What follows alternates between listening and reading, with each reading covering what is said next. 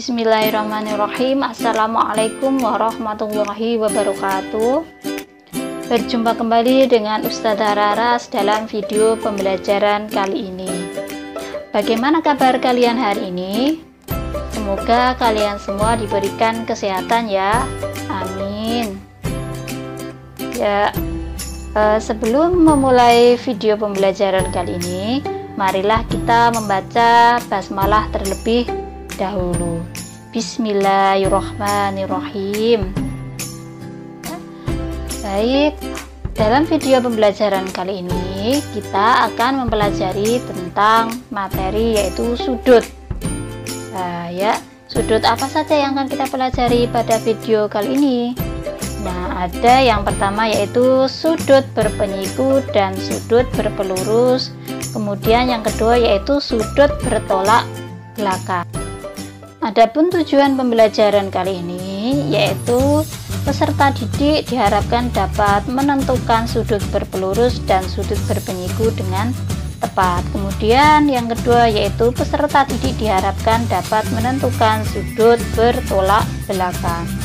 Baik, kita mulai untuk materi yang pertama yaitu pasangan sudut yang saling berpelurus. Nah, pada pertemuan sebelumnya kita sudah membahas tentang jenis-jenis sudut ya. Ada sudut berpelurus, sudut berpenyiku ya, sudut satu putaran penuh, kemudian sudut sudut lancip ya. Nah, itu ya, sudut refleks. Nah, kali ini kita akan membahas tentang pasangan sudut yang saling berpelurus.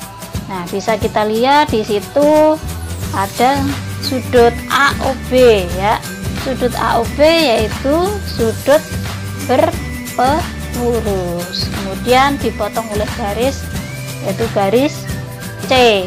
Oh, ya, memotong di titik O sehingga membentuk sudut yaitu sudut AOC, kemudian sudut BOC ya. Nah, maka bisa kita lihat ya sudut AOC. Nah ya, ini ya sudut AOC jika ditambahkan dengan sudut BOC ini ya, maka dihasilkan yaitu sudut berpelurus yaitu sudut AOB. Nah, ini sudut AOB. Nah, maka bisa kita lihat sudut AOC yaitu A derajat, kemudian sudut BOC yaitu B derajat, sama dengan sudut berpelurus. Ingat berapa besarnya? 180 derajat. Atau bisa kita jumpai, maka ya bisa kita tulis A derajat atau sudut AOC itu sama dengan 180 derajat dikurangi dengan B derajat, dan B derajat itu juga sama dengan 180 derajat dikurangi dengan A derajat. Ingat ya, berarti kalau kita mau mencari A derajat itu berarti 180 kurangi B derajat. Kalau kita mau mencari B derajat berarti 180 derajat dikurangi dengan A derajat ya. Jadi jumlah dua sudut yang saling berpelurus atau bersuplemen adalah jika dijumlahkan besarnya 180 derajat. Sudut yang satu merupakan pelurus dari sudut yang lain. Berarti bisa kita simpulkan pelurusnya dari A derajat yaitu B derajat. Pelurusnya dari B derajat yaitu A derajat. Jadi kebalikannya gitu ya. Nah, di sini kita masuk pada contoh. Nah, bisa kita lihat di situ gambarnya ya. Tentukan nilai A pada gambar berikut. Di situ ada 3 sudut yaitu 46 derajat, kemudian A plus 29 derajat, kemudian A plus 15 derajat. Dia berada dalam satu garis lurus sehingga bisa kita jumlahkan, berarti 46 derajat ditambah 4A plus 29 derajat ditambah A plus 15 derajat, jika dijumlahkan besarnya adalah 180 derajat karena dia berada pada satu garis lurus ya. Maka bisa kita kumpulkan ya, yang tidak ada variabelnya yaitu 46, kemudian 29, kemudian 15 derajat. Yang ada variabelnya yaitu 4A dengan A derajat sama dengan berapa? 180 derajat. 46 derajat tambah 29 derajat tambah 15 derajat yaitu 90 derajat. 4A tambah A berarti 5A derajat. Ingat depannya A itu ada angka 1, maka 4 tambah 1 5A ya, berarti sama dengan 180 derajat. 5A sama dengan, nah yang tidak ada variabelnya kamu kumpulkan jadi satu atau kelompokkan jadi satu.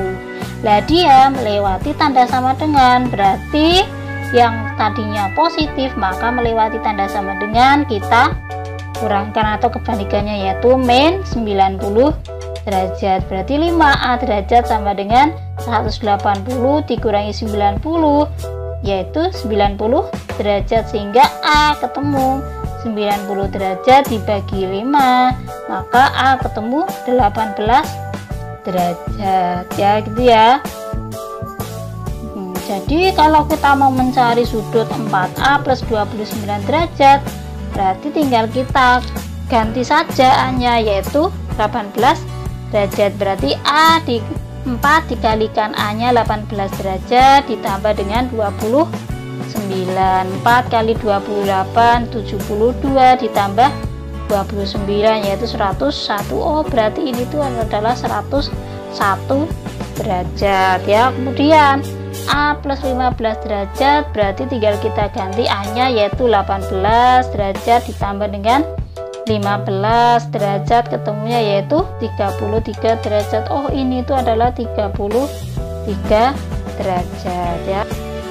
Selanjutnya yaitu sudut yang saling berpenyiku. Ingat sudut berpenyiku besarnya berapa? 90 derajat. Di sini berarti sudut yang berpenyiku yaitu sudut R ya, RQP ya, RQP yaitu 90 derajat atau PQR, sama saja RQP dengan PQR.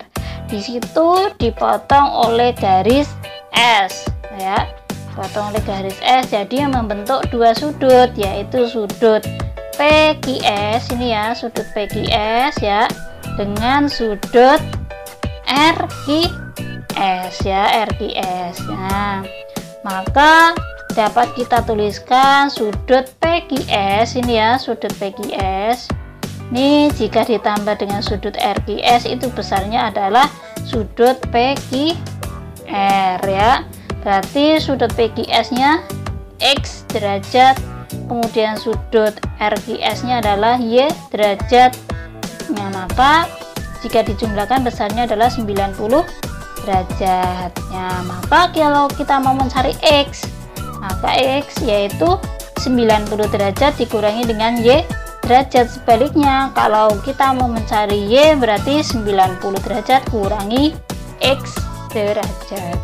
Jadi jumlah sudut atau jumlah dua sudut yang saling berpenyiku atau berkomplemen adalah 90 derajat ya.